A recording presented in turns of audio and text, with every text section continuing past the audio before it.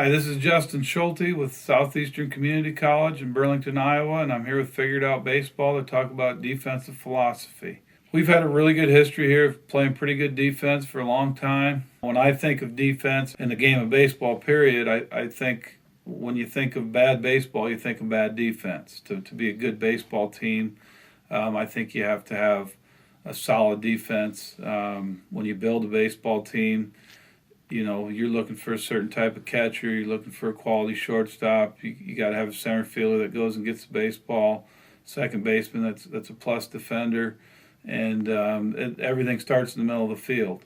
When you start thinking about a full season of baseball and where the mistakes are going to be made, there's going to be more mistakes made at certain positions, and there better be less mistakes made at other positions. You know, I'm a big believer in first base defense. I think that's a big component of winning a lot of baseball games. First baseman can save you a lot of runs if they're good.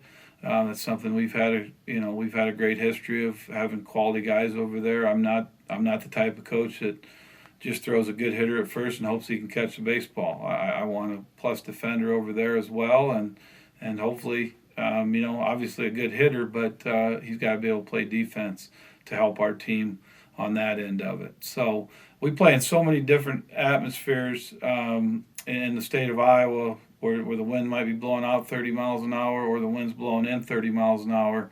And if you think about both of those type of games, defense may be the key to winning over the, 15 home runs that are hit that day, or the 3-2 game that you're just waiting for a mistake to win or lose that game. If you're playing the 15-12 game, it's usually how many extra outs did you give a team to have a chance to hit with the wind blowing out. So those things we talked about on both ends. I think defense is paramount on either end of those spectrums when it comes to playing in the type of weather we do at times. One thing we talk a lot about here is just a competitive mindset with our defense. We want 9 guys that want the ball on a consistent basis.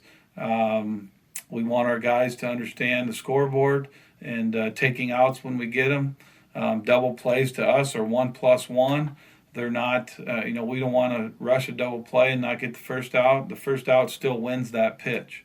Getting the lead runner still wins that pitch. If we don't get that runner, all of a sudden you're leading yourself into a big inning, and a lot of times those big innings are the ones you don't overcome. So trying to shorten the game, understand that philosophy is a big thing to us. We're a very repetitive program when it comes to fundamentals. Our throwing philosophy with our position guys is every position throws a little bit different based on outfield, infield, and catchers. They're working game-like details into their throwing progressions every day before they get on the field. We're a program that spends a couple days a week working on tags, even if it's for 5 or 10 minutes in a practice.